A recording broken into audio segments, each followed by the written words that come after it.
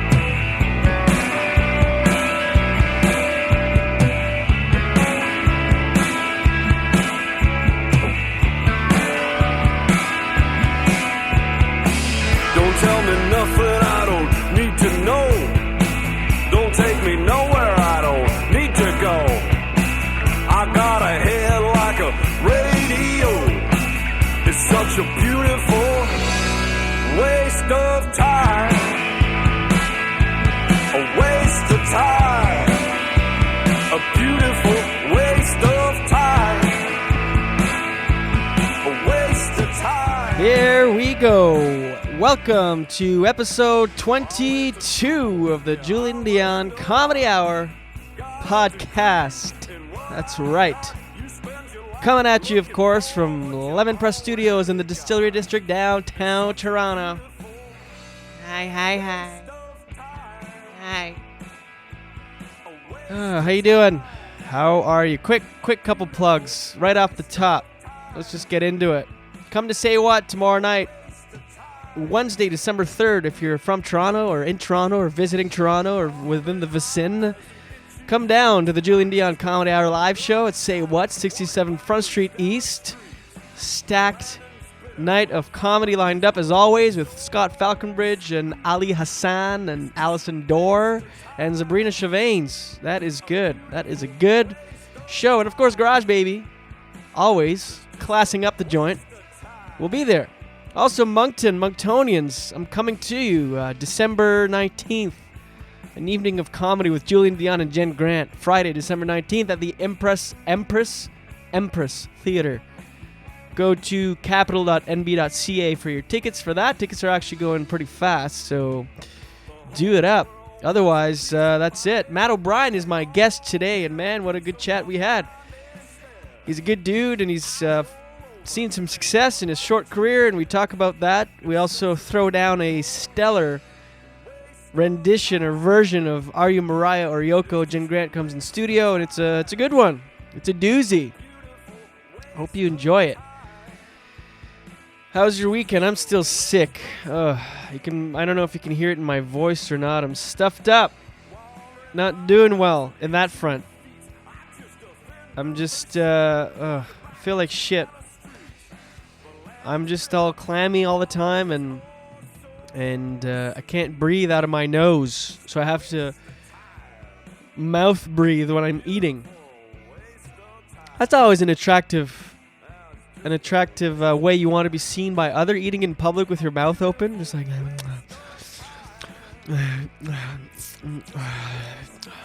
Mouth breathing, because you have to, because you'll die if you don't.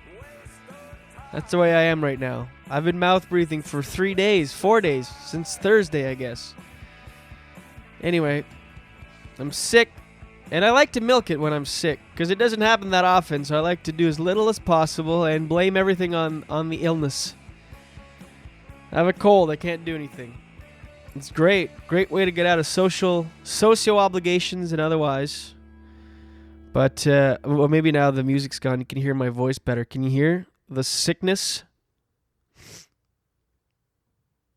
Yeah. I know. The show must go on. I had to drag myself here today to Lemon Press Studios and get this done. For you. Because I made a promise that I'd release every episode at midnight. And today I almost slipped. I'm like, well, maybe I can release it like early afternoon Tuesday. No. Made a promise. Sick or not, the show must be uploaded. I would usually have a monologue prepared, but I don't. I haven't been. I'm telling you, all I did all weekend was just sort of lie around and on Neocitrin. I got some Neocitrin. I love that shit. I understand. You know, cough syrup addiction now, because that's all I have in my life. I've discovered something I can get hooked on. I don't know if it's necessarily healthy for you, but it can't be bad. Oh, feels so good. Got some Neocitrin. I'm a fan of any elixir that you can drink, and then you feel really good, and then you just pass out for 8-10 hours. And you're allowed to, because that's what it does. And you bought it for that reason. It's just like guilt-free nothing. I've got some sniffles. I'm just gonna take this NyQuil, and maybe I'm gonna get into cold cough syrups now. I'll just have a wide variety to offer people when they come over. You know, people offer drinks. I'll have cough syrup. Hey, do you want NyQuil? Let's pick your poison. NyQuil, Neocitrin. Those are the only two that come to mind right now. Yeah, let's just drink cough syrup. So good. Oh, I get it. I get it now. I always thought it was weird when people were addicted to cough syrup. I get that shit now. Oh, it's like, oh, here's an elixir you can drink, feel amazing on the inside, and then just crash, force 8 hours of sleep into you. It just gives you a reason to tap out of life. I'm sick, taking Neocitrin. That's it. Anyone out there struggling with cough syrup addiction, I get it. It's no easy road, but we'll get through this together. Okay. So I'm a little all foggy and drugged up. So let's just get right to my guest now. Let's go for it. Let's do it up. You can enjoy my chat with the very talented Matt O'Brien.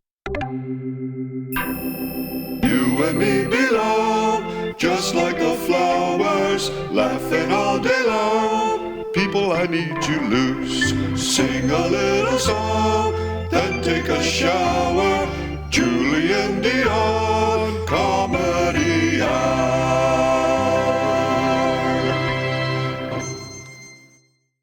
Oh my God. Thank you guys for coming. I'm happy to be here, man, in Toronto. Guys, you happy to be in Toronto or what?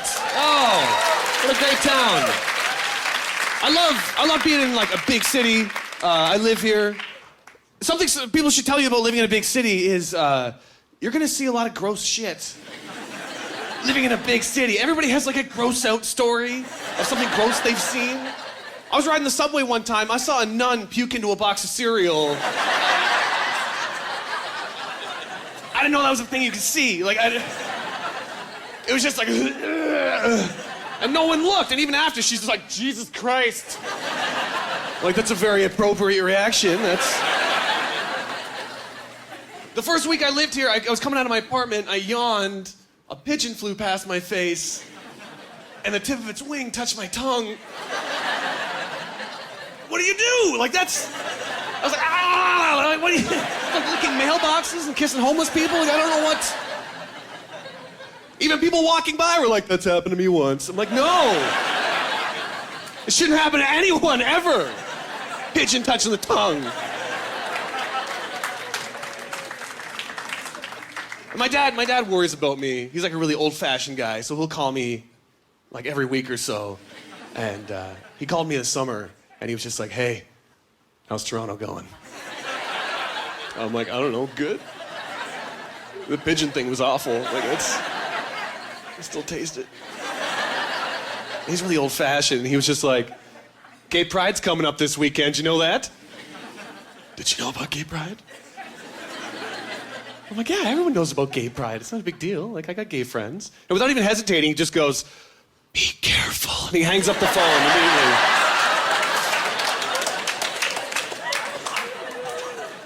I don't know if what he thinks is gonna happen, like dicks are gonna be swooping at me like hawks, and I'm gonna defend myself. Like, they're everywhere.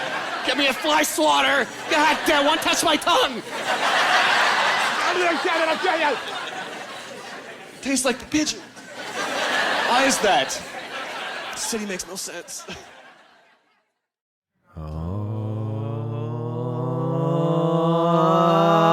Meisner glass. Is that the first day? Oh, whoever pussies out first. Voice chicken is what we play. Okay, and that, of course, was my guest today. He sits in front of me in Lemon Press Studios. Is that too loud? Is that good? That sounds Are you great. good? All right. Sounds great. Did I talk too early? No, not. People not- know it's me. It's him. He's the title of this episode. Let's go through his credits, and that he has many of. Shit, and not even doing stand-up really that long. He's fuck, man. It's That's one of my credits. Fuck, man. Fuck Man Festival hard not to 2013. be jealous of this guy. Yeah. He's been on MTV, CTV, Much Music, and of course Fuse TV. Everybody, Fuse TV. Early on in his career, he's recorded a Comedy Now special on the Comedy Network. Awards. Let's go through them. He's won the Best Stand-Up Award at the Los Angeles Comedy Festival. A couple years back, he won the Sirius XM. I think the first year of it, was it? Second year. Second year of it. The Sirius XM Next Top Comic. This year, he was nominated at the Canadian Comedy Awards for Best Breakout Artist.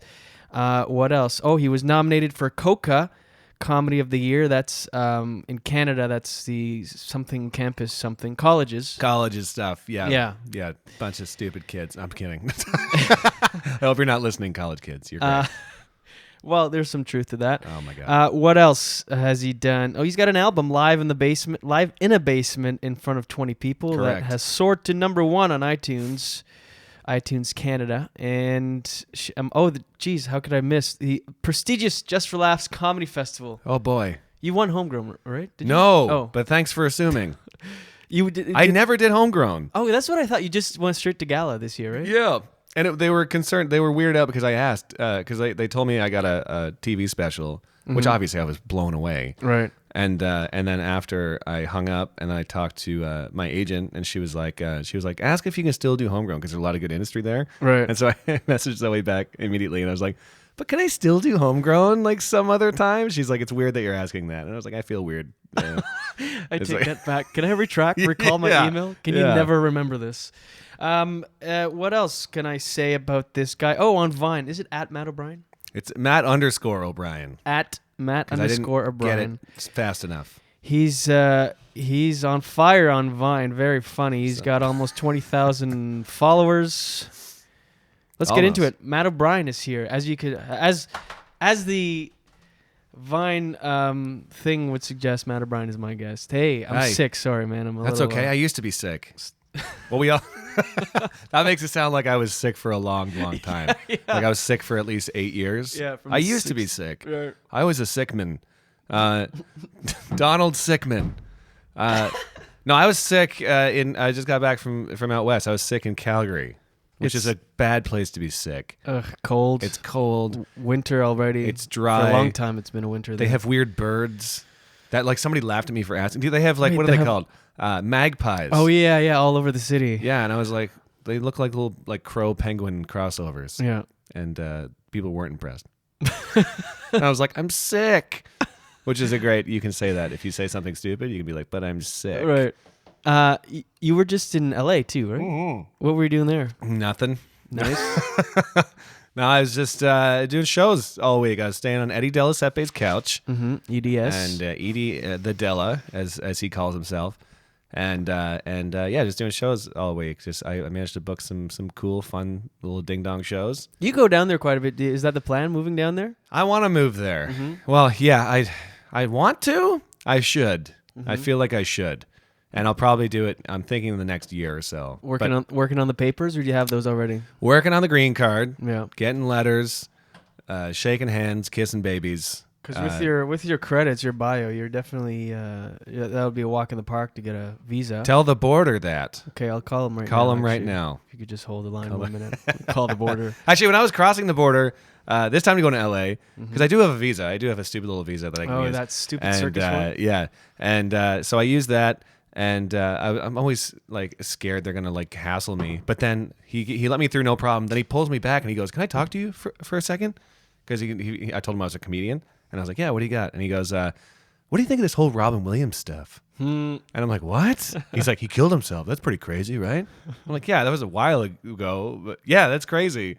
And he's like, is it true that he stole jokes? Like, he kept talking to me about it. I'm like, just let me into your country. It's always weird when they get out of, like, they snap out of the profession. Because that doesn't happen that often where they just go into regular conversation. But yeah, it's happened to me and Jen crossing a few times.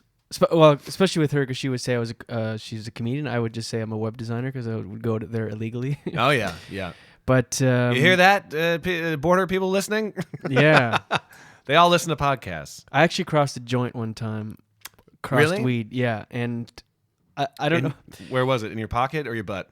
It was both, one in each. I call my butt my pocket. My back pocket. I'd actually, because every time we would drive there from wherever, once you cross the border, you have like 6-7 hour drive to New York. Yeah. And I would always regret or think, fuck, it would be so nice to have weed right now, because I was a huge pothead. Not anymore, but back then I couldn't go any long drive over half hour without smoking. And so a few times I'd done the trip and I was like, fuck, that was like a 20-second interview at the border. I could have totally brought weed like this. So this one time I'm like, fuck it, I'm bringing weed. Oh yeah. Which is the stupidest thing you can think of or even attempt. But I wasn't thinking.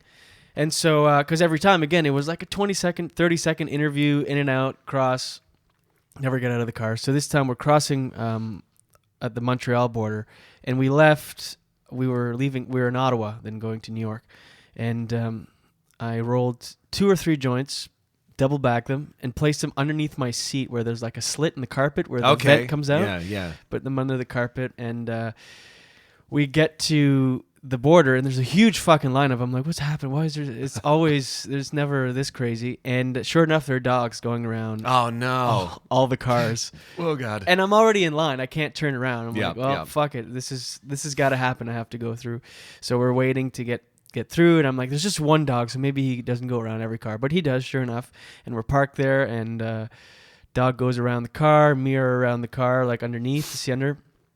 Nothing. Just gives us back the passport. We cross. Oh, as soon as we cross, we're like a minute of silence. Jen's like, "You have weed in the car, don't you?" Like, how did you know? She's like, because you always complain about not being able to bring any, and this time you didn't say a thing. Like, I was just like, oh, that's funny. So she knew. And I also had an air freshener. I bought an air freshener and hung it on the lever to adjust the seat forward and back. Like, so I just hung it like. Oh yeah. So that's why there's so many air fresheners dangled around? Just this seat. Just this seat is covered in air fresheners. Doesn't look conspicuous. I was watching a documentary on drug dealing. It was called Cocaine Cowboys. Mm-hmm. And apparently they would spray their like all their packages with like the scent of cocaine or something, or the scent of like marijuana and stuff like that. Right. So that it would look like the dogs were fucking up. Right. Because they were barking at everything. So the packages that actually had drugs in them, they wouldn't. So spray your whole car constantly with weed. That's smart. Yeah. Smoke one right before the border. Yeah. I know people that have done that. Yeah. It's I don't know. I accidentally got to Newfoundland with a bag of weed in my carry-on. Well, in the airport. In your carry-on. Oh, yeah, that's a it was in my intense. laptop bag, and it was a Ziploc, and it was like an inch full of weed, and I just didn't know it was there, and it went through the X-ray and everything, and then I was on the other side, and I saw it, and then I went to the bathroom, and I like. Because I didn't know, I never know where cameras are. I'm always afraid of cameras. So I was in the bathroom, and I put my sweater over myself and the garbage can, and then threw it out just so nobody would know what I was throwing out. But it looked way more crazy because I was covering this garbage can and clearly dropping something in there. When I should have like flushed it down the toilet or something, but I always think there's cameras everywhere. I'm like, there's probably a camera's gonna see me. Probably. But the thing is, domestically, it's not too crazy. I mean, it is crazy to have it in your carry-on. Big time. That's Yeah. like that's asking for it. But I've flown with it many times. Yeah. Probably more times than none domestically with it, but checked in my checked luggage or whatever. Yeah, I found a roach in my jacket coming back from LA, just like recently, like Oh, shit. yesterday, and it was in my jacket the whole time. And I know people that have been banned from the States for like a roach, Oh yeah. and I was like, ugh, that was so dumb. Don Kelly has a story, comedian Don Kelly in Ottawa, of he was traveling and he had, I don't know if you want me to tell this. Oh, whatever. Just telling you. It's like you're almost like you're asking Don. I don't know if you want me to tell this, Don. Like he's gonna Right. respond to you right now. Yeah. Do you want me to, Don? Yeah, that was a yes. I felt it. He was, I guess he had like a little pipe and a lighter and weed in his like shaving kit that he forgot about. And it went through X-ray, and the guard pulled, or whatever, the person took his bag aside, opened the thing, took the lighter out, and put everything back. Just the lighter. Just the lighter. Wow. I clearly saw the weed. Like, Yeah. obviously, he opened it. Like, It's probably a lot of paperwork. I imagine Right. they don't want to deal, like some of the go-hards will deal with it, but for like a small amount of weed, there's probably stacks of paperwork. Mm-hmm. Yeah. And then you got to be like, you know, Detain like, the person, Detain the yeah. person. And they probably have to go inside you. You know what I mean? Like the gloves. And I'm sure that there's border people that are like, I don't want to be inside. If I see another asshole today, like literal asshole, do you know literal, what I mean? like anus. Like that's their job. Yeah. It's Yeah. like when you're a server and you're like, if I see another fucking cup of ranch or something, I don't know. I'm going to go crazy. Assholes are their cups of ranch There you go. to servers. You're heard it here first. All right, let's talk a little bit about Matt O'Brien. You've been doing comedy what, 7, 8 years? Something like that? I'm gonna say about 7 years. Yeah. Yeah. It's getting a bit hazy. You know when you do it a while and then it starts to become hazy of how long you've actually been doing it? You stop counting. and Some push people it. know the date. Like I'll Right. see Facebook statuses and they're like 8 years today. I'm Right, like, how right. do you know that? I know the date. The date. exactly. Really? Yeah, I just remember it from it's a weird thing that I remember. What was it? December 6th, 2006. December 6th. And then was that what is that? The first time you were at a club or the first time you ever were like, I'm doing stand up? First time I did a set at Amateur Night. It was actually the Great Canadian Laugh Off in Halifax because I was from Moncton, but that point, actually, they did like 2 or 3 amateur nights, but there was no interest. So Yeah. I went to watch the last amateur night, and I didn't realize. So after the show, I talked to the club owner, and I was like, I want to do this. He's like, well, we're done amateur nights, but I own the club in Halifax, so you can go down there. Yeah. I'll set it all up. It's actually the Great Canadian Laugh Off, whatever, quarters or something, regionals. Wow. And so it'll be packed and go down there and do it. So that was the first. That's a hell of a first time. Yeah. It A was packed audience? packed. Cool. It's horrible. Yeah. Like, As it should be. But did you not have that fantasy where you're like, I'm good at this. Imagine I kill the first time, Oh. and then TV is going to be there. and they're gonna have 100%. me- Like, yeah. I'm going to do it, and then I'll be on Letterman next week. sort of Absolutely, thing. yeah. My first set was at the downtown here in Toronto. Oh, yeah. And my fantasy, there was people from Much Music there because there was like they used to have the show on Much Music where it was like a fantasy of it will like fulfill a kid's fantasy, and one kid's fantasy was to do stand up, and it was that Right. night, and they were filming it. There's all these cameras. One of the hosts was there. And I'm like, this is my first night. They're going to see me. They're going to have me on Much Music. It's going to be amazing. And in my head, I did very well. Yeah. But I'm sure I absolutely bombed. But Yeah, it's amazing. Every comic that starts thinks it's different for you. Like you hear, Yeah. like, oh, it takes 10 years. You're like, yeah, it's different for me. And I still have the first 15 performances I've ever done on tape. I've never been. I'm not strong enough to watch those. Really? Yet. I think I'll have to wait until I'm like 15, 20 years in. Maybe. Yeah, some people, I don't know. I got over that pretty quick. Yeah? I wanted to watch and analyze myself and what I remember the first time I bombed. I still have that tape. Yeah. I put it on YouTube for some reason. I was at McVeigh's downtown Toronto. Yeah, yeah. And I had like 0 laughs, like 0. But I was laughing the whole time because in my head I was like, holy shit, this is what a bomb is. Like I was excited to bomb. Right. Because I've heard about comedians and bombing. And I was Totally. like, cool, I'm bombing right now. Because then you're doing it, right? You can't bomb Yeah. if you're in your office or whatever. And I put it on YouTube just because I was excited that I was even doing stand up, and I was like, I just wanted to show people, and they're like, but you're bombing. Why are you showing this? My first bomb was my 3rd ever set. Well, I mean, arguably all of the first few sets were, but in my Oh, for books- everyone, yeah, your Yeah. first. So like my first set, I had like 3 laughs in 7 minutes that I remember distinctively, and I was like, all right, yeah, this is great. Second set, So I came back up to Moncton, and the owner was like, heard it went well, so come this weekend to do guest spots. Yeah. So Friday and Saturday. So on the Friday I do a guest spot. I didn't tell anyone. None of my friends knew this yet. So I was doing this. So it went well. Guest spot. Yeah, I'm like, yeah. all right. So the Saturday I tell all my friends, I'm a comedian. Come check me out. And they all I love come. it. It was a packed room, and I bombed so fucking horribly. It was That's it's quiet the whole time. exactly. I have the exact same story. Everyone Absolutely. avoiding eye Yeah. contact after. it's And they're like, terrible. no, it was really smart. I was like, yeah, that's what I'm going for. I got business cards made after my 5th set. I remember that. I'm a comedian, and that's actually how I got video on trial for the first time. Really? I got Business card? video on trial because I was in college at the time, and we took a tour of Much Music, and I'd done 5 sets. I had business cards because I was a professional and I am a comedian. And I gave Matt Babel my card. I was like, hey, I'm a comedian from around here. I was like, can I get on video on trial sometime?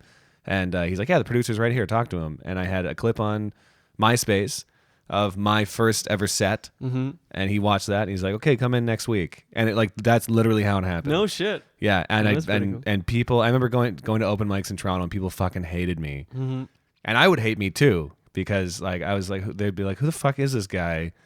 It shouldn't have happened at all, but somehow, I got on one episode. Well, let's talk about that a little bit, because you had a lot of you did a lot of big things like early on in a career. We mentioned before, we say it takes 10 years, and then in your head you think I'll do it faster. Well, you sort of did do it faster than most. Like Comedy Now, what year did you do that? I was 3 years in. 3 years in, that's Yeah. insane. And how do you feel about that? It was for sure too early, 100%.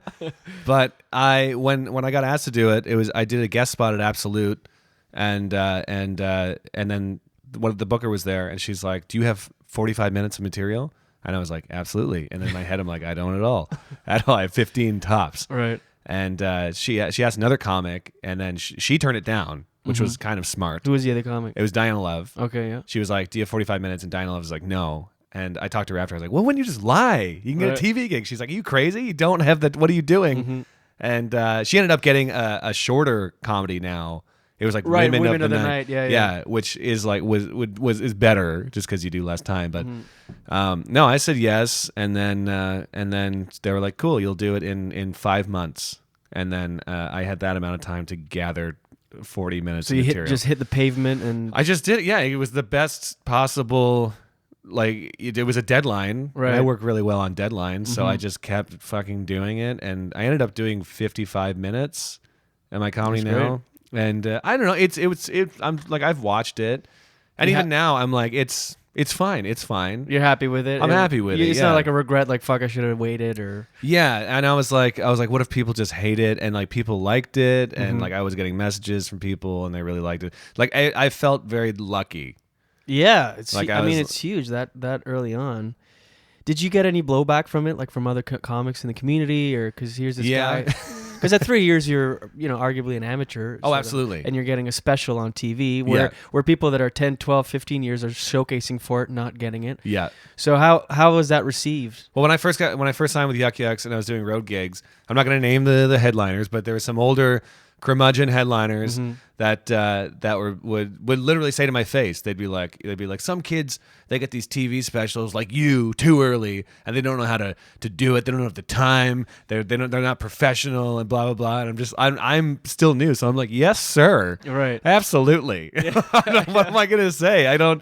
Like I did, but I got a lot of bitterness towards me. Yeah. And I remember even after, like it kind of affected me because I'd be at open mics and I'd bomb and I'd be like, "Fuck, I'm the guy with a comedy special. Right, Look at right. me. Like I don't deserve this at all." And like it really fucked with my emotions for a bit because it's a lot of pressure. The 3 years in doing that. Huge. And even winning that award really fucked me up too for a VXM bit. serious? Yeah, how it says next top comic. I Right. remember doing a show after that, and I was like, I better fucking kill forever for the rest of my life now. Yeah. just because everyone's gonna think that I'm this guy.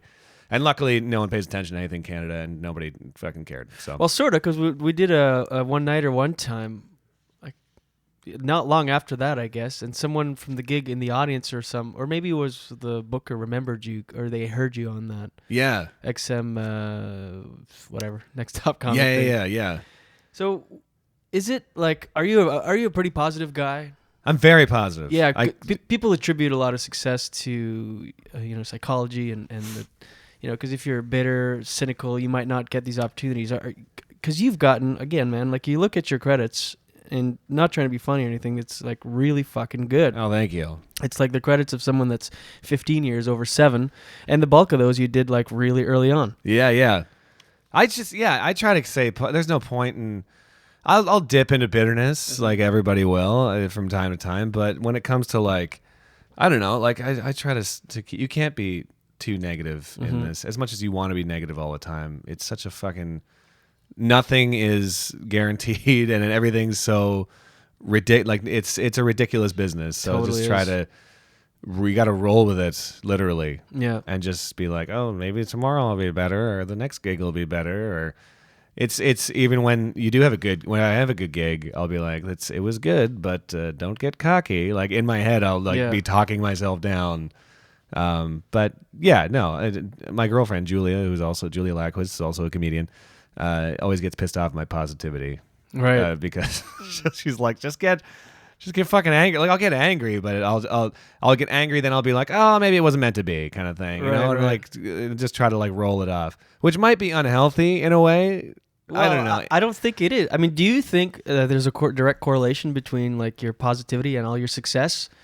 I think I always want to be easy to work with too. Like obviously you're talented. There's no question about that. But I mean, do you think if you're this bitter, cynical guy that you would have landed all these things? Yeah, I don't think anybody would want to be around me. That's the thing. Like, I just want to be. I'd always strive to be easy to work with. And like when I booked my first commercial, that was what the director said to me, because I went to this audition and just kind of fucked around.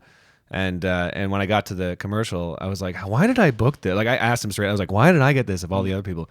And he's like, we just thought you'd be cool to hang out with for a day. Like it was like literally. I was like, oh, that's kind of key to a lot of things. People so much, yeah. People just want to be like, is this guy cool? Is he easy to work with? Is he laid back? Yeah. And that's what I just try to be. I'm just like, I just want to be that guy that it's just fun and easy to work with. Yeah. And just do your job and be a nice guy. Do it. Be a nice guy. Yeah. And why not be a nice like look at what the fuck we're doing. Like I only recently quit my job, and now this is actually my job, and I feel spoiled every day. So it's like, why? Well, how can I be upset? Like I hear you. Yeah, I know you really, but I mean, it's so easy to get caught up in it all. But if you remind yourself of that on a regular basis, I think you're ahead of the game. You mentioned Julia, your girlfriend, Julia Latkowitz, very funny comedian. You guys have been together 5 years almost. Almost 5. 5 in May. And you guys have been doing comedy for about the same amount of time? About the same time, yeah. She started when she was like 17 or 18, technically, because she went to Humber, the comedy course, which everyone thinks I did, and I did not. I just hang around Humber people. And yeah, she only really got into it in the last like 6 or 7 years. Same thing. Yeah. So. And how is that? Dating someone that it's because the golden rule is they say never date in the industry. Totally. And I mean, you and I both have broken that rule. Yeah. For me, it was there was never like, because all the cliches, it's like, oh, there's a competitive edge. If the other person gets something, you'll be jealous, and that'll create a wedge between the two of you.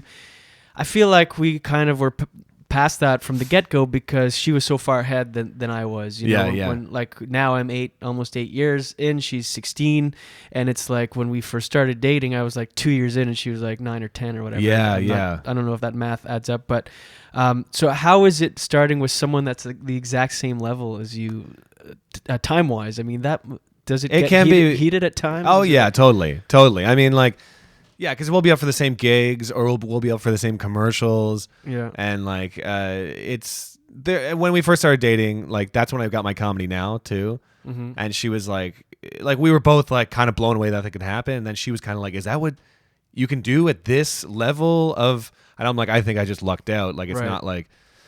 And yeah, I mean, we got over that. It's like I'm never jealous of what she can. We've had this conversation where it's just like, look, you're a completely different person. Whatever you get, I would be like, well, that's obviously not something I could get. So like, I mean, and I'm obviously happy for her too. Like I'm genuinely happy when she gets stuff, and I think she's genuinely happy when I get stuff too. So it's, but it's like if I was dating another version of me, If I was dating like a tall bearded man, and then he was getting stuff, I'd be like, "Fuck you, man! Right. Why are you getting this and I'm not?" And no, it's fine. Like we like it's Well, the only. Sorry to interrupt, but That's all right. but like this summer, huge opportunity you get to film a gala that Just for Laughs. I mean, she could very well be. That's an opportunity she could just as well get. So how does she? I guess I should ask her. But is there any weirdness when you tell her, or do you when you get those things? Are you reluctant to say a little bit? Do you think? I don't know. It's if sometimes when like if I feel I'm getting more gigs than she is in like a month or something, I won't be like. I'll be like, I'm doing this, like I'm doing this. Yeah, right. But it's I don't know. It's just like, let her go check your website. Just for laughs, I wasn't gonna be like hold that close to my chest. I wasn't gonna get that call and just not tell her anything. That's the last time I actually got teary eyed was that single call. Yeah. And I'm not a crying man. Mm-hmm. I think before that I was 8 years old or something. But it was I couldn't hold it in. Yeah. And like I told her, I was like, even if you don't, because she didn't hear anything yet, I was like, even if you don't, I get a guest pass, we both get to fucking go and just party. And she was happy with that, which is, she just got to party and she got to go there for free and everything. So, and then when she gets in, because I know I won't be there a second year, I'm sure, I don't know. So then I'll maybe be a guest of hers and whatnot, and we can kind of bounce back and forth, And so, do you have any advice to anyone that would be thinking of dating in the industry? Don't do it. I don't know. Be cool. Don't be weird. And don't be jealous. Who cares? Yeah. What's the point? Like, if you're gonna be jealous of the other person, like. Well, it's just such a hard thing because inherently comedians are already that way. If you're not in a relationship, like everybody that gets opportunity around you in your early years, I talked about this on the Alex Nussbaum episode, but it's like. You feel like everyone that gets anything, they're taking that away from you. It's Even if you didn't even do anything to try to get that said thing, you're just like, fuck that guy. So I mean, in a relationship, I would imagine that's just harder at the same level. Because again, in my experience, I was just like, whatever. I mean, she gets phone calls all the time. I'm just like, cool. Yeah. I've just come to the conclusion. I've just in my head. I'm just like everything literally happens differently for everybody. Yeah. And there's no one set. Like I used to look up comedians' Wikipedias and compare my age to their age when they got things. Right. And I used to be like, oh, I was this age and then that, which is stupid. Like literally, it just happens completely different for everybody. Random, yeah. You can't compare. So what's the point? So just do you, man. That I'm gonna isolate that. Yeah, do you, man? It's gonna be on my tombstone. That's my tombstone. Matt O'Brien, do you, man? You said the last time you cried before this summer was when you were 8. It's because you're a small town. Where are you from originally? I'm originally born and raised in London, Ontario. Okay. A town outside. I say London, Ontario, but it's a town outside of London called Thorndale. Is that where Brian Hatt's from? I know he's from outside London. So I think he's from Thamesford. Oh, I don't know. Thorndale is like, at the time, it was like 800 people, and I lived on a farm actually outside of Thorndale. So I lived outside of a big city, outside of a small city. And I lived there from like age 5 to 18. And before that, it was like Brantford. Like my dad would move around because he was a cop, right? And we'd always be in a different city. But then we lived in this farm for like a good chunk of my childhood, which was very wholesome. Rapscallion running around, suspenders, one undone, catching toads, whatnot. Classic farm boy. The one undone is key. Yeah, the trap door open, you know, just breezing in the wind. That's how you look cool on the farm. Yeah, little piece of wheat in the teeth. Sure. Chewing my cud straw hat. A pail of just water, just walking around watering the sunflowers, and riding a goat, which I did try when I was a kid, and I got bucked off pretty hard. Did you? I tried a pig, like a grown ass hog. Yeah. I got bucked off pretty hard. There's a county fair. The Thorndale Fair happens every September. It sounds like I'm advertising for it. Thorndale Fair happens every September. Thorndale, outside of London, outside of Thorndale. Missouri Road, goats, pails of water, whatnot. They used to have mutton bustin'. Have you heard of mutton bustin'? Mm-hmm. It's where kids ride sheep, and it's like a rodeo for kids. Right. And I always wanted to do it, and because it's hilarious, a kid riding a sheep, and they had like the helmets on. They had like cowboy boots, like they were legit cowboys. But I was too old. I think I was like 7, and they wanted like you have to be pretty tiny to mutton bust. But it was a whole. I loved living on a farm. I loved it as a kid. As a teenager, it was pure hell. Agreed. Because you're so separated from all your friends. You want to be everything. Did you drink and drive as a kid because of that reason? Never. Never drank and drove. Wow. My first time getting drunk was in a barn. Was in my barn. I had a barn party and we drank vodka and I had everybody from my class over. I think it was grade 10 or grade 11. And my parents came back early, and I was the only drunk person. And there was like 30 kids that just weren't drunk. They're like, yeah, he drank like all the vodka. And it was my party. And it literally happened for like an hour. And my parents are like, you guys all have to go home. And it was just me that was shit-faced. And then I was like, I'm going to my room. And then all my friends were like, they fucking hated me for the rest of the year. Because I had to come like half an hour outside London to just watch me get drunk and then have them get kicked out. So... that's fucking hilarious. I didn't drink so much after. Like if I drank, it would just be like we had a big property, so I would have like a tent on the far end of the property next to a river, and me and my friends would drink Mike's Hard Lemonade there and get really drunk. And but I didn't have a car or anything, so I couldn't. I couldn't drink and drive as much as I wanted to. I desperately wanted to. I asked because we have similar backgrounds. Like I grew up on a farm, small town, a lot of land.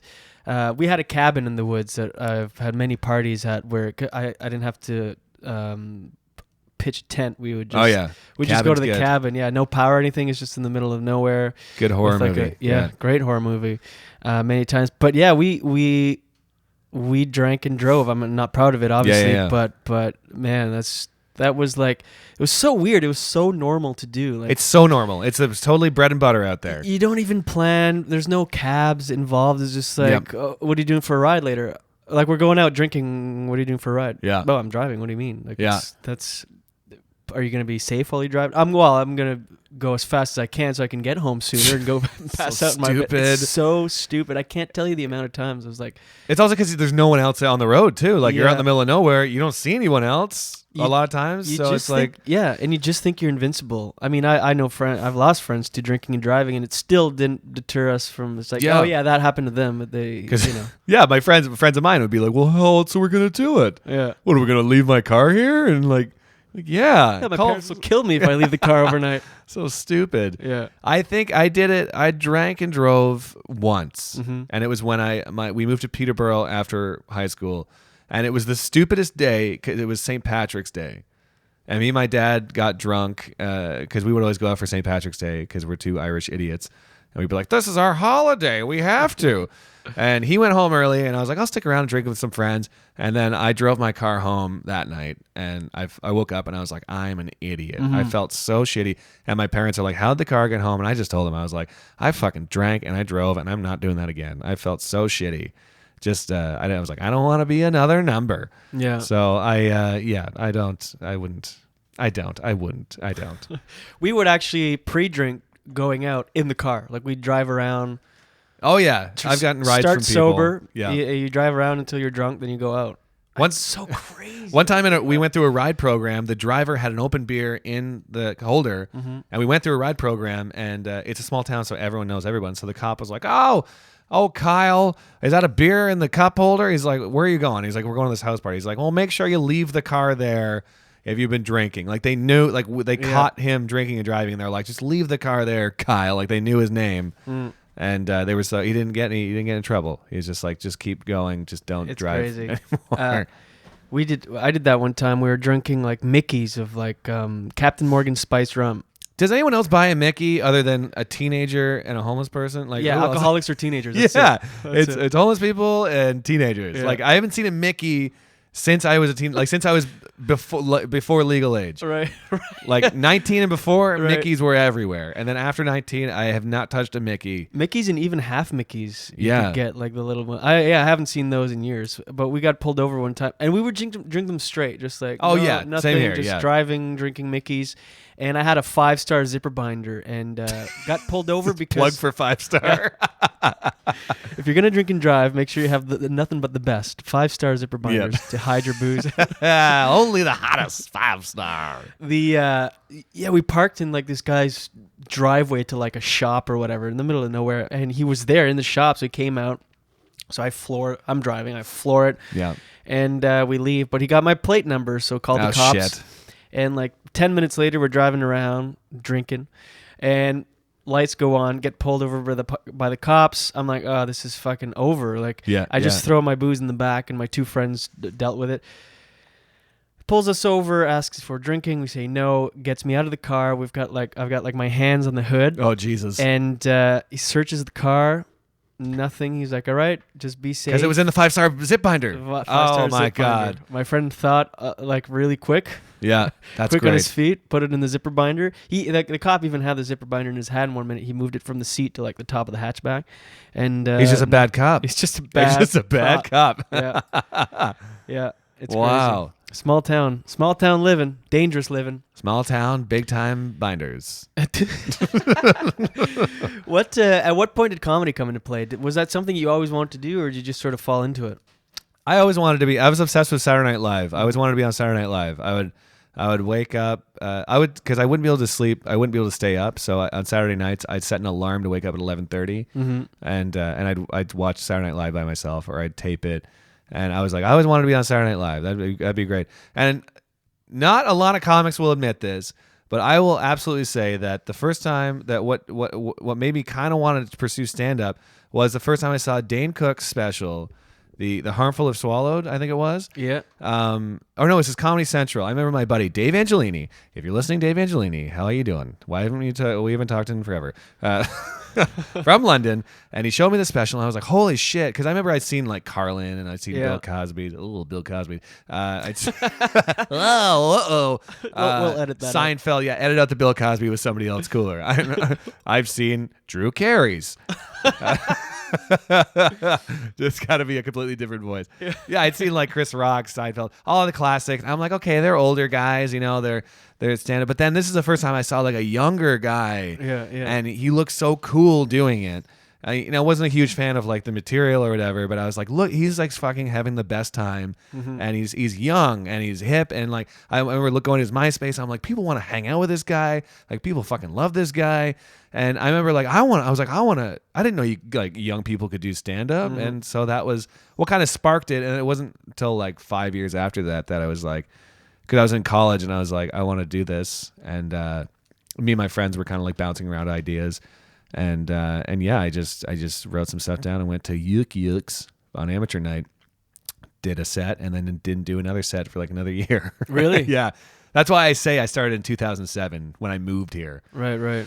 Because before that I did amateur night, and then I would just host like concerts. I hosted like a Band Wars thing on Rogers TV in Oshawa. And like little things like that. And it wasn't really stand up, but I would just make fun of the bands and stuff. And like, the parents of the bands would hate me. And like I got letters sent in about me because I would like, because I tried to treat it like stand up. Like I was trying to get like material. So I just like make fun of the bands and like roast them. And the bands thought it was funny, but the parents, because these were like 13-year-old kids. And I'm like, how old was I? 20 something, I guess, making fun of these 13-year-olds. And I thought it was really funny. But then, yeah, when I was in college for journalism at the time, because I wanted to be I thought I wanted to be a journalist. I wanted to be a news anchor or something, or like a host on TV. And then I remember one of my professors is like, if you want to be good in front of the camera, try something like acting or stand up. And I was like, stand up, I'll try that. Maybe that'll make me more comfortable. And that's when I tried it. And I was like, oh, I just want to do that. That's what I want to do now. And so I finished up journalism, and then I moved to Toronto. I interned at MTV for like 4 months, and with Darren Jones and Gilson, those guys, when it was cool and still alive. And yeah, just did stand up every single night, and still to today. Yeah, you go out all the time. I mean, you're try to go out every single night. Every single night. Yeah. That's amazing. And like I tell myself I'll take like a night off every now and then, but I don't know. I just been doing it for this long. It pains me to stay in a night, which is, I don't know. I kind of wish I didn't have that. Like, and how does Julia feel? Does she go out as much? I think, yeah, we both go out. Like last night we did like 2 or 3 shows together, and we were just kind of following each other around, which is great about dating a comedian. I love dating a comedian for that reason. It's like, all the other relationships I had broke up because I was out at open mics and shows all the time. And with Julia, she's just there with me, which is great. And we can talk about material and stuff and kind of bounce around ideas. But we both go out all the time. I think we push each other too, because if I'm like, oh, I'm going to this show, she'll be like, oh, I should probably go too. Or if she's like, I'm going to this show, I'll be like, I'll come and see if maybe there's a quick little spot I can do. So it's great. I love it.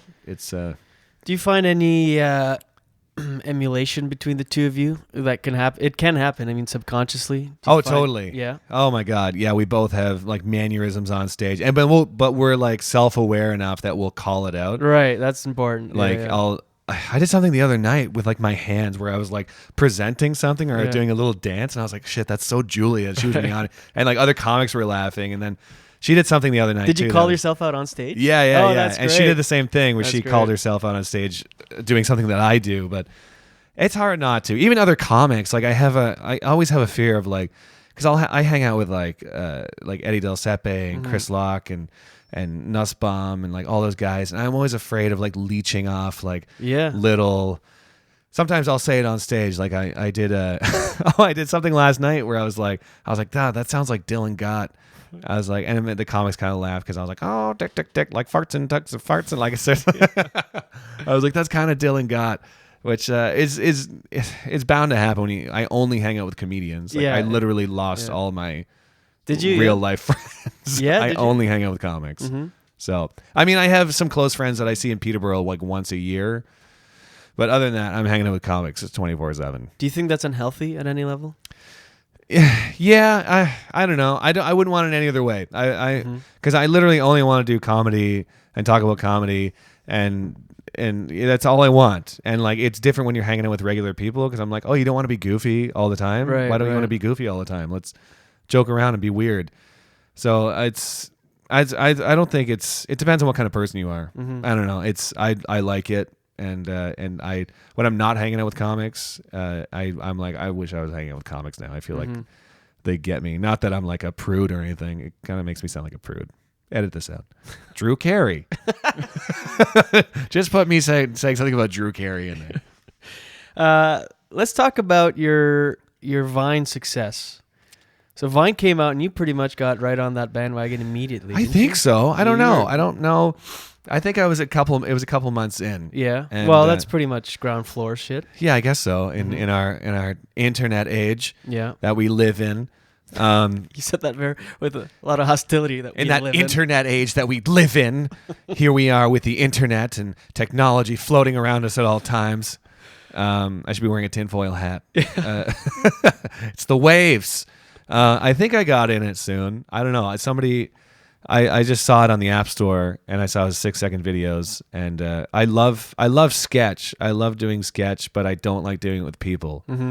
And I like doing video sketches, but I don't like having to depend on anyone. Right. Because I mean, some of yours have a lot of production to them, and you do that all. That's all me. Yeah. That's all pretty much within my phone too. Like that's I have crazy. iMovie on my phone, and I have sounds and stuff like that, and I'm able to edit it.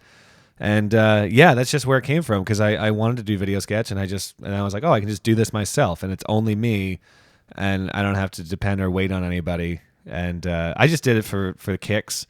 Yeah. And then people started taking notice, and then people that created Vine started taking notice. Oh yeah. And they started following me.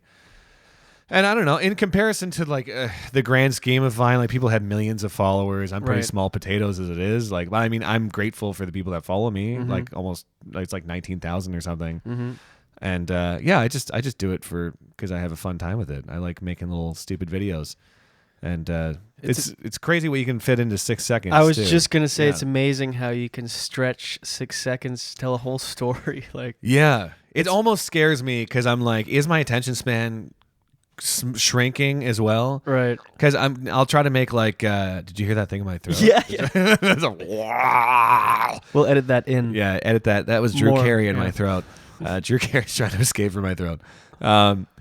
And now, like, I'll make YouTube videos. Like, I tried making YouTube sketches, and I was like, holy shit, this is 45 seconds long.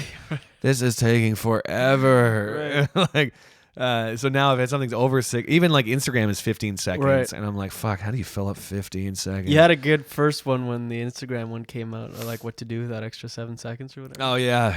It was, I tried it out for a bit. It was apparently Instagram's like bigger than Vine too. Like I've had actual like ad companies contact me and they're like, if you get into Instagram, we'll start giving you money to advertise products, but you have to get over 1,000 followers. And I'm like, because I only have like 800 or something on Instagram. I don't really care. I don't know. Yeah, because Vine, it felt like it was sort of on the outs like a couple months ago. Did I saw something you wrote like I'm back or something? Had you like? Oh, finished? I jokingly retired from Vine, Right. because I was kind of sick of it, and I was like, I lost like 400 followers or something for some reason, and I don't know why. And then I was kind of like making videos, and they weren't getting a lot of like notice, and I was like, okay, maybe this is dead. I'll just fake a retirement, and I faked a retirement that the press was following me, and I made this stupid speech, and I retired, and then I didn't actually retire. All I did was just create another Vine account that was retired Matt O'Brien, and I just made videos from that account. But people messaged me like these long, like heartfelt messages saying like, I hadn't smiled for months, and your Vines always made me smile, and good luck on everything you do. And like one guy was like, you showed me the true what Vine is possible, and what comedy, how much comedy's out there. Like at least like a dozen people messaged me these heartfelt things. I'm like, I'm not. This is a joke. That's hilarious. Actually retiring. So I just did these like stupid like retired Vines, and then I got these Bell commercials, and they told me that they were fans of me on Vine. Right. Yeah, you got this great campaign. You did eight spots. But I came out of retirement because of that, because they mentioned my Vine, and I was like, oh shit, I hope they don't see that I'm retired. Oh, shit. And I'm just jerking around on Vine. So then I did these. I came back out of retirement. Tell that story a little bit. So you didn't even audition for the thing. No, which I kind of feel shitty in a way, because everybody went out for it. Everyone I know went out for this like new Bell spokesperson thing, and I was which is a big deal to land something like that. I mean, financially speaking, it helps. It's I do. For the listener, I'm draped in fur coats, and I'm sitting in a speedboat. That's how well I'm doing. But me and Julia, we just finished being at Just for Laughs, and we went to her parents' cottage to relax. And I got an email about a self-tape for this Bell spokesperson thing. And any audition or whatever, I don't fucking put any. I'm just like, I'll never get this. Who cares? I just try to be nonchalant about it, which I think is a healthy attitude towards auditions, because 1 out of 1,000 you may get. So I instead of just doing a regular self-tape, I did it like a Vine. Oh, did you? No way. I did, yeah. So I did it like a sketch. So. Because longer than 7 seconds. Yeah, right. It was like 30 seconds or something. Right. But because they had, when in the breakdown, it showed that it was actually at a cottage in front of a barbecue was the breakdown. I was like, fuck, I'm at a cottage. There's a barbecue over there. So I got Julia to film me. I did the whole thing. There was cuts. I did special effects and stuff. And I was like, my agent was like, what? This isn't a self-tape. This is like, and I was like, just send it. Who cares? Whatever. And, yeah, then I got back from the cottage, and they're like, my agent's like, yeah, they want to see you. They want you to do it again, but just saying the lines without it being a sketch, even though they loved the sketch. Right. And so I did it again, and then I got a call that afternoon, and they're like, yeah, you got it. That's just amazing. like that. And I didn't meet anybody. Yeah. It was all online, and then I go to the meeting, the wardrobe, and then one of the executives is like, oh, it's the guy from Vine. It's the Vine guy. Like, they were like watching my Vines. And that's when I learned. I was like, oh, people sometimes pay attention to things that you do. Yeah, like, it only takes one person, the right person, and then here you are, draped in your chinchilla. Yeah, live coat. chinchillas. I'm draped in. I'm in a kiddie pool full of chinchillas, and I'm just chugging fondue. How did the LA thing happen? The LA Comedy Fest thing? Because that's a random credit. It is a random credit, and it looks good on paper, and the actual thing is pretty dumb. Is it? It's good. It's fun to say. The LA. First of all, the LA Comedy Festival is a very small. They call it the LA Comedy Festival, and what I learned is when I got down there, it's just a black box theater that they call the LA Comedy Festival, and people from all across North America get there, and they're disappointed. Right. So it's a very small, I wouldn't even call it a festival. It was just a couple shows.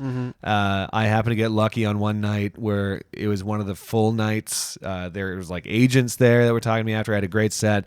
And then I didn't even know there was an awards ceremony for the festival, but apparently there was. And when we landed, because I wasn't there for it, I got an email saying that I won the best stand-up of the festival award. You're right. That does look way better than it sounds. Yeah, totally. So I was like, that's a good credit. I was like, cool. So, and I was like, is this on a website? Like, is there a certificate? They're like, yeah, it's an award that we give out. And then when I talked to my lawyer about, green cards and stuff like that, I was like, is this legit? And she's like, yeah, it counts as an award.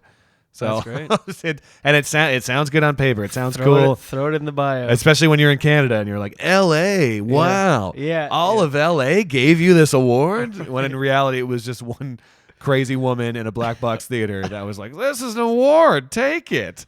You're the best.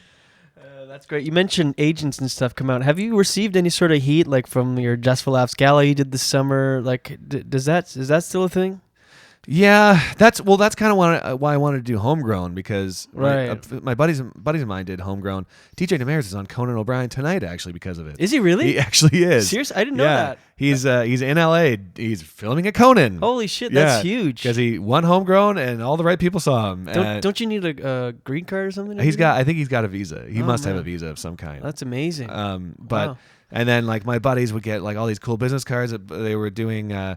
Some of my buddies are doing cruise ships because of it, and yeah, my taping was great. I had one meeting with somebody from Warner Brothers after it, but it wasn't in LA. In That's Just for Laughs, Montreal. But they weren't even at my taping. They just saw my clip on the website. Right. So, yeah, that's why I want to do Homegrown, because Homegrown's a great. I feel like a lot of industry is there, and they kind of like actually want to meet you after. Whereas if you do a taping, I kind of skipped a step. And everyone just assumes that I'm already in the good. Got it. Where I'm like, no, I'm not really represented in the States. Please, somebody talk to me. Right. But I was talking to agents after, and they're like, oh, we just assume that you're good. You're doing a taping. You're good. Yeah. And I'm like, no, I'm not good. Please help me. What was the Warner Brothers meeting?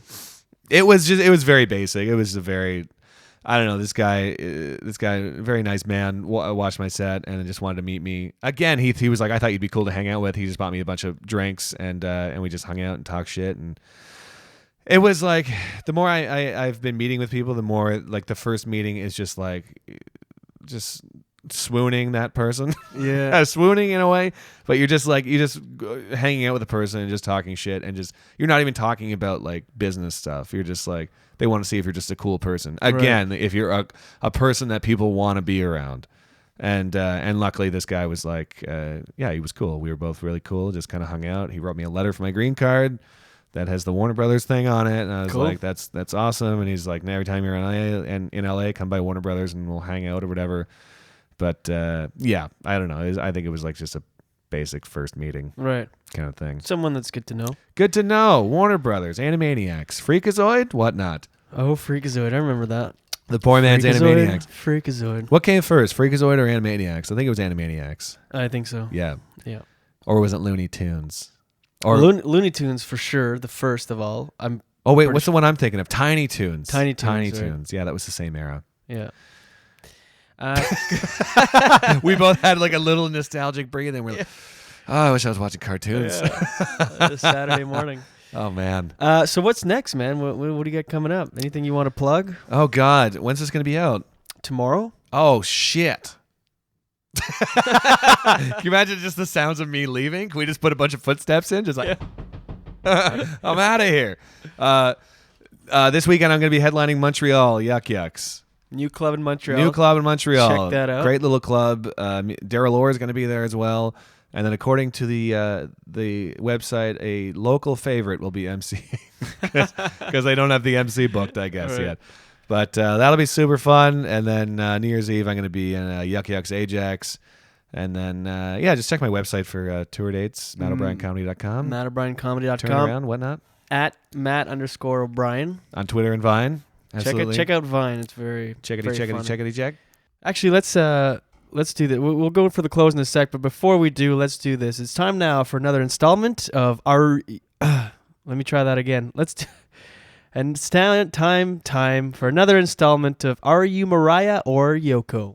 And now, Julian Dion presents Are You Mariah or Yoko? Where we find out from each of your celebrity guests, is it vocal range or vocal strain?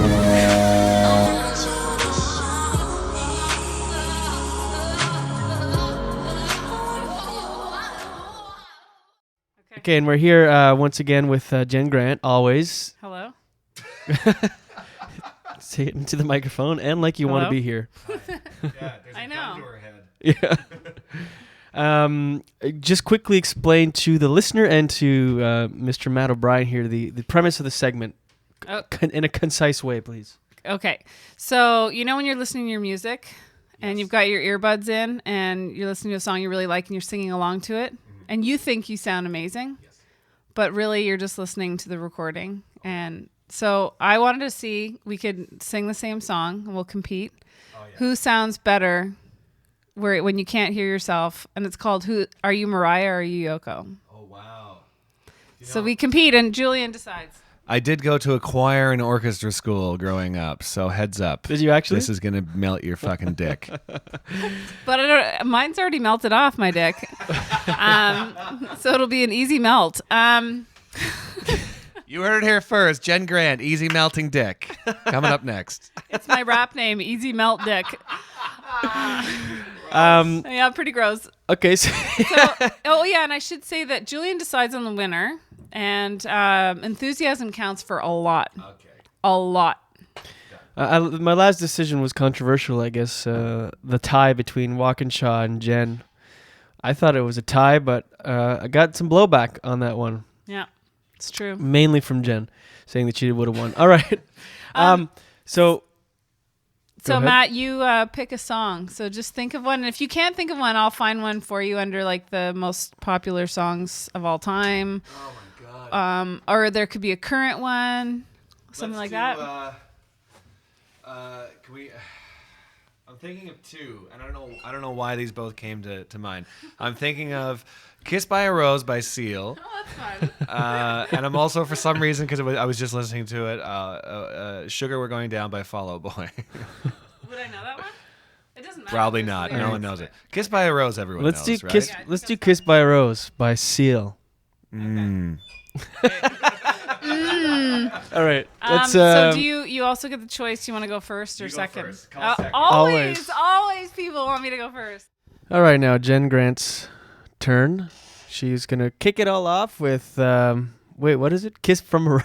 "Kiss from a Rose." "Kiss from a Rose" by That was great. That's the Seal. Yeah. Seal. That's 'Kay. Matt's choice. Give it up. Okay. It's loud. Sorry, it's taking a long time. There's a long intro. Sorry. Why don't you sing the intro? I didn't know. Sorry. Da, da, da. Yeah. Oh, sorry. There used to be a great tower alone on the sea. You became the light on the dark side of me. Love remained a drug that's the high at the pill. Did you know that when it snows, my eyes become large and light that you shine can be seen? Baby, I compare you to a kiss on the rose on a grave. Ooh, this morning you got a view, stranger, it feels, yeah. That was Jen Grant. I have to say, I don't know the song, and that was no help. I don't like. I thought. Yeah, you do. I'm sure. I'm sure if I heard it, but I'm sure if I heard it, but I don't know. We won't tell. You won't hear it until you hear Matt's. And then Okay, I'll see if. Yeah, maybe I do know it to hear it, but that was no help. All right. Yeah, we wanted you to do the bada buzz or whatever off the top. I'll do the bada bada bada. Okay, that's gonna be a knock on your enthusiasm. I have an unfair advantage, I feel. I feel like because I know the song. Yeah, Is that okay? But you're the guest. okay? Well, You win, Matt. but I haven't sung this song out loud. Don't with no. Try to, no, don't backpedal now. Okay. In advance. Okay, it's fine. It's fine. I have an event. All right, Okay, Kiss let's from go. a Rose by Seal. Matt O'Brien, it's yours. Ba-da-da-da, ba-da-da, ba-da-da-da-da, da-da-da-da, ba-da-da. This is long. Ba-da-da, ba-da-da. The video tells me wait for the lyrics. Here it comes. Okay. I can't hear anything. Here it goes. Okay. There used to be a crane tower alone on the sea. You became the light on the dark side of me. Love remains a drug that's a high, not the pill. But did you know that when it snows, my eyes become a large and the light that you shine can be seen? Baby, I can bathe through a kiss from a rose on the grave. Ooh, the more I get you feel stranger to feel the air. Now that your roses in bloom, a light hits the gloom on the grave. Ba-da-da-da-da-ba-da. Is that good? Oh my God. I couldn't hear anything. I could not hear anything. Did he sound good? Yeah, actually sounded good. Like, for real. I know the song. Oh, really? Yeah, from your. I sung you into it. I didn't. Yeah, when Jen, I didn't. I couldn't place it, but. You don't have to tell me. Ba-ba-da-da-da-da-da. Yeah. Cool. Now who won? I have to give this one to Matt. I have to give it. You deserve it. That was great. Yeah, Matt is Mariah, and you're Yoko. All right, that was another installment of Are You Mariah or Yoko?